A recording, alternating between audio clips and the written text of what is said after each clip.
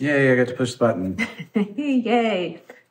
Hello from Tucson, Arizona. Yeah, you'll notice the background is a little different. You can see the saguaros. We are in the Sonoran Desert. Yeah, we are. The only place that saguaros grow, I think. Yeah, as far as I know, yeah. We went on a killer hike up Sabino Canyon. Yeah. This morning, and boy, do you get a view of some saguaros. Yeah. Some mountains and yeah, it's a really beautiful area. You're gonna hear a little outside stuff because obviously we are outside. I'm gonna clean it up as much as I can. But yeah, let's go. Let's do it. Okay.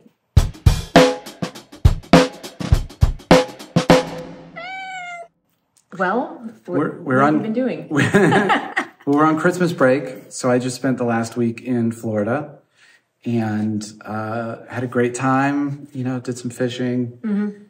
Some good family time. Some good escape the winter weather. Yeah, it was actually gorgeous. Sometimes Florida can be miserable during that, like end of December through maybe January. Sometimes it's just wet and rainy and cold, but this time it was kind of like this. Yeah, like here, this is like 15 degrees warmer than normal. It's been in the high 70s. Yeah, that was Florida. So I didn't really do any music stuff there. I was, boy, here's something to talk about. I will not be playing guitar for like 2 whole weeks. Oh my gosh. And it really sucks. That's how much you love guitar. I like playing guitar. And yeah, so almost 2 weeks of no guitar. So that's a negative music thing. Yeah. I did some stuff. I was working on some Lena stuff and, you know, so on and so forth. And then anyway, got on a plane and came out here. Yeah. Speaking of Lena, I don't know. Oh my gosh. Yeah, we should tell this story. Yeah. Yeah. You sent me a really cute video of her listening to her own song on the radio. Right. Was it last week or 2 weeks ago? Yeah. There's nothing like hearing your music playing on the radio. Especially for that first time. The first time, yeah. Yeah. It's really, and it was amazing. The DJ did everything you would want. He did that was so-and-so and so-and-so. And then coming up next is this new song. And we wanted to play the one song that she submitted for whatever thing. And, but that song's not officially out yet. So we're going to play this song. This is Rain Song by Lena Corrales. I've got her latest. This is the Rain Song by Lena Corrales on channel 93.3. And like said her name.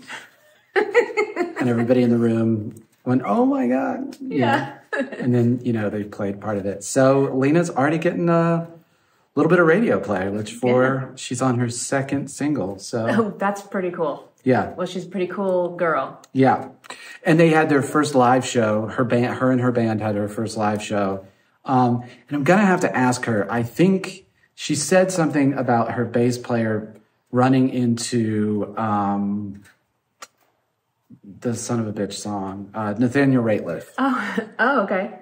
And invited him to the show. And the way she texted it, I couldn't tell if that meant that he did come to the show. Because I think it was at the Skylark. Okay. And he has a connection to the Skylark. Does he own it? He owns it. Yeah, oh, okay. Yeah. Okay. Yeah. So I need to, when I see her, I'm going to have to ask if, you know, he actually came to the show. That would be pretty cool if so. Yeah. But anyway, they had their first show and we were texting about it and apparently it went really good. I guess it's not officially their first show, but it was their first show in a venue. They've done some house parties. Oh, right. Yeah. So that was their first thing. And she said it was, like most early shows, like mistake ridden, but they apparently kept it on track and, just kind of plowed through it with adrenaline and momentum. Good. Which is how you do it sometimes. I mean, you got to start. And I remember it wasn't that long ago, she didn't have a band. Yeah. Now she has a band and she's playing shows. Yeah, it's pretty cool. Yeah. So anyway, thanks for reminding me of that. And then so now we are in Arizona. Yeah. And, you know, having a great time with your mom. Yep. I came here on Christmas Day. So easy travel day. That's for sure. Yeah. It's just been so relaxing. If I seem down tempo right now, it's because I just woke up from a nap again. I just took a nap. As we talked about, you basically have 2 speeds, on and off. I am very much off right now. I am doing nothing related to music, so I have nothing to report. I'm barely even listening to it. Right. We're hanging out, you know, doing puzzles, watching football, eating really good food. Not, you know, maybe listening. Burdette did put some music on. It was some classic country. And that was really, it feels right for down here. Yeah. Yeah. And then with the porch and the sun and everything, he also was playing some yacht rock. And that that was pretty perfect too. Yeah. They didn't know what it was called, but now they do know what yacht rock is. Yeah. Which is exactly what you think it is. Music for sailboats. But I, on the other hand, pretty much completely mixed a new Eric Golden tune here in Arizona. Really? In the spare bedroom. Oh my gosh, just in the last day or two since you've been here? Just yesterday, yeah. Wow, okay. I did a little prep on it in Florida and then flew out here and then pretty much mixed it in an afternoon. Nice. I got to it's interesting to talk about. There are a pair of headphones called the Slate VSX, a little hard to say, system. And it's a pair of headphones, which sound pretty good on their own, but then it comes with some software that emulates the sound and the kind of like frequency profile of being in different rooms. So they have a bunch of different mix rooms, a bunch of different studios where you're virtually in. That is just crazy. Yeah, and then they have a setting for like that emulates like what it would sound like in like an SUV or a car or a dance club. Wow. And it really, I mean, it's interesting because it will fool me sometimes, because sometimes when I'm mixing, I'll straighten up and maybe I'll lean this way or I'll lean that way to kind of hear stuff. And occasionally when I'm wearing the headphones, I will do that. Thinking that you'll hear something different. Thinking that I'll hear something different, because it will, I'm not at all saying it's perfectly accurate, and it's not, but it will, after an hour or so, you'll sort of forget. That you're even wearing headphones. That you're even wearing headphones. And, you know, and more than it really being accurate, is it like, does it sound just like studio monitors? No. Does it sound exactly like that? What it lets you do, though, is it gives you a bunch of different looks at the audio. So I can switch to another room or another set of speakers and then go, oh, actually that bass guitar is a little loud. And then I can go back to the one I was working on and go, okay, hear it now. So it just gives you like different profiles, whereas mixing just on headphones becomes a problem because you only have one look at that audio. Yeah.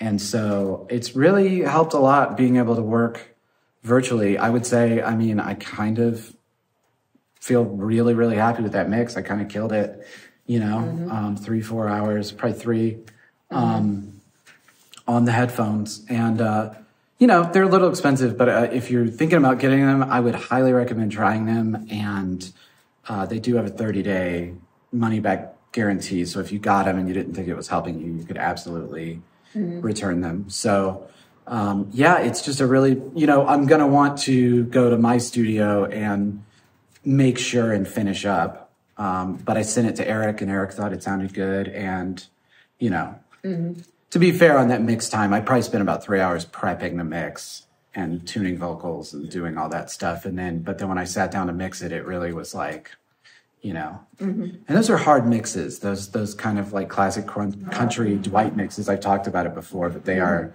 you know, they're hard to do because they're very kind of almost empty sounding or something. Yeah. And Eric does not like to hear drums. So, I'm just ribbing him. He knows. But anyway, on this one, we got the stuff sounding great. And it's, of course, Ryan Elwood. And they finished up tracking, I'm going to forget his name, Dave. He has a studio, sort of that 25 and 36 quarter where you were looking at that one building. Yeah. His studio's over there. I don't know who has a studio there. Yeah, Dave Phillips, or okay. I'll correct it or put it in the notes or something. Okay. Yeah, so they finished up doing some tambourines and guitars and stuff. Okay. Anyway, so that was a big part of my music thing for this week. Might try and finish up another thing, although our time is flying. Yeah, we just have one more full day here and then we leave. One more full day and then yep. Yeah, and then we're going to pop back to Denver for a day. We've been talking about this forever, but we're going to pop back to Denver for a day or two. One day. We're home for one. Well, we get home on the 3rd, and you have rehearsal that same night. I have rehearsal on the 7th. Oh, sorry. Okay. Yeah. Okay. So we get home on the 3rd. We're home on the 4th, and then we leave on the 5th. And then we're back on the 7th. Yeah, for Puerto Vallarta. I can't talk. I know. You're in off mode. I'm barely. Justin asked me what I wanted to talk about on the podcast, and I had nothing to say. No ideas. Yeah, well, we're giving a little update. And, one thing I thought that would be fun is to look back at some of the better things that happened. No, I wouldn't say better, but like some of the highlights of this year. I would say number one for me, it was looking back, it was showcases. I thought we had some really killer ones. And that one in November, we already talked about it, but really looking across the whole year, that was one of the cooler events in terms of how much fun everybody had and how great all the performers did. And we had some just absolute barn burner, just unbelievable. Yeah, always some great performances from students. And then we have all those bands running now too. Right. And the pop choir, which I thought was going to kind of peter out, but they want to keep going. So we're doing another round. Yeah. Starting in a week or two. Wow. There you go. That's really cool. Yeah. I would also say Cody's Christmas show for me is always a highlight of the year. As much because it's a very cool show and I'm proud of the show we put on for a Christmas show. But also it's just, I don't know. I wouldn't say family reunion because we all hang out all the time, but it does feel like a little bit of a social event for our circle and, some of the background singers and stuff and just hanging out backstage and getting to spend time together. And it's a great way to end the year. Yeah.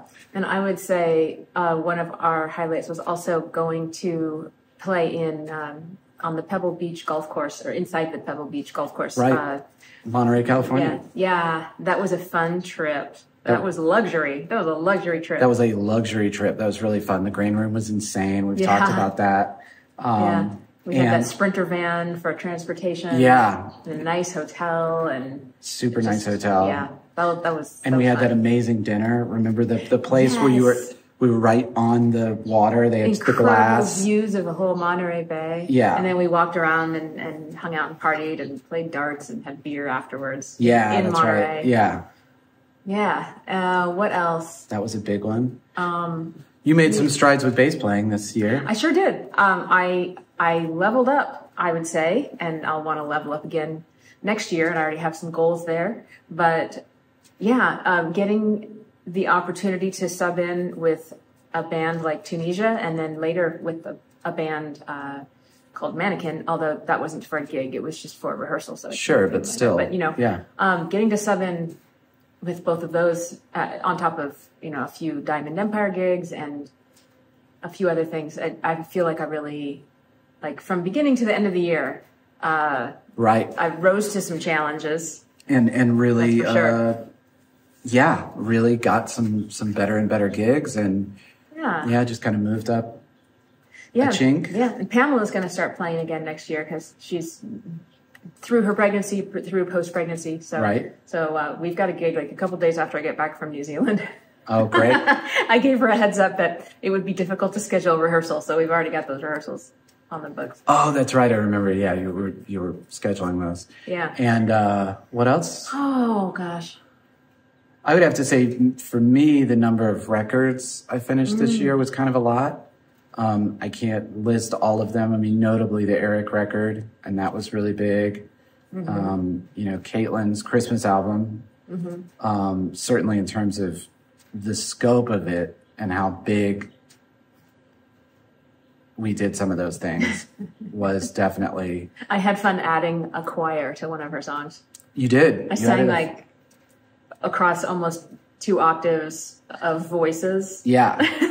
And stacked them up. Fun. I mean, it was, it was a very high intensity, it was a big project, and that was great. And gosh, I don't know, there were just so many other ones. So that was, I think, the studio business really took a level up, and just in terms of finishing albums, like it was great. You worked really hard this year. Yes. It was interesting though. It unlike last year, your work really decelerated at the end of the year. Right. I don't know if we've talked about it before, but usually at the end of the year, people see the end of the year coming on the calendar and they go, oh no, I've got to finish all those things I said I was going to do this year. Mm-hmm. And so everybody's clamoring to get into the studio in December. Sonia Fake Kiva finished a full album for her, 13 songs or something. Oh my gosh, okay. Yeah, so gosh, I don't know. It just, but it did really drop hard for December, which was sort of fine because I had you were so burned. A lot of push, and I was very burned. And those were, gosh, it was a great year. I mean, all the Petty Nicks shows are always good. Yeah. We got completely soaked at that. Oh, that's summer gig. There was that one we got. I wouldn't call it a highlight, but it was a memorable thing that happened. Yeah. Yeah. Oh man, I would say personally it was a good year. I think it was a good year. Yeah. Yeah. Personally and musically, good year. Yeah. So, what are a few things that you're thinking of for next year? We were talking about it earlier. We don't want to say resolutions, but and I'm funny about goals. You know, there's this thing called SMART goals: specific, measurable, attainable. What's the R? And then time is time based. Can't remember the R, but I resist that kind of thing a lot. Right. Except when it comes to financial goals, because those are obviously number based. But right. I like to just nudge myself in different directions. So rather than like if it's like a food or diet related goal, I hate putting a number on it. I just want to eat a little more vegetables and drink and a little bit less sugar. And then because if I put a rule on it, I rebel against that rule. That's like the first thing that happens is like I'm doing the opposite of whatever I just resolved. I think that's really smart. It's funny. I don't know. I just know myself. Lots of people do that. My resolutions or my directions are more nudges in certain directions. A big one is to be a better friend, to reach out to people more often. That's a great one. I get so focused on productivity and getting things done that things like friends or being curious about things that don't contribute to the end goal fall by the wayside. So that's another thing that's a resolution is that I want to go down more rabbit holes. I want to read more things that aren't immediately applicable to something I'm trying to get done. Right. So I'm reading more travel books, more culture books, just, following curiosity. Yeah. I'm too strict with my productivity, too robotic. I've got some base goals that are not SMART goals, but they're about leveling up. Things like getting better with slapping, picking, using my right thumb, agility. I love the thumb, by the way. Agility and speed. Yeah. Let's see. Definitely really high on the list is finishing the book. But that's in your court right now. But, it's in my court. But you finally have time to do it, so I'm excited about that. And then I guess the biggest area of actual resolutions or goals that are really concrete, the biggest thing that I am focused on this year is finding Performance High's new home. Right. Getting us out of Broomfield and Denver studios into a single studio that's halfway in between. It might not happen this calendar year, but this will be the calendar year to have a second good, profitable year that we can lean on if we need a loan from a bank. Mm-hmm. There's another opportunity that I haven't talked about yet, which I'm not going to talk about yet, that may circumvent the need for buying a building or getting a huge loan. So we'll see what happens with that. Getting Performance High kind of in a really strong business position, and then getting poised to move into a new space. That's a big thing I'm focused on. Yeah, those are all good things. How about you? Yeah, I would say the same thing. I resist specific goals. I mean, one thing I've been trying to do and have been successful at so far is I'm trying to actually drink in the ballpark of 64 ounces of water a day, which is, it's so funny how quick a habit can sink in sometimes. Now I find myself wanting to do it, and I was so resistant to it, but just a good week of really staying hydrated. Already I'm like, oh, I gotta keep this up. This feels great. So like, that's great. Yeah. And just sort of like we were talking about, again, not anything quantifiable, but I want to do more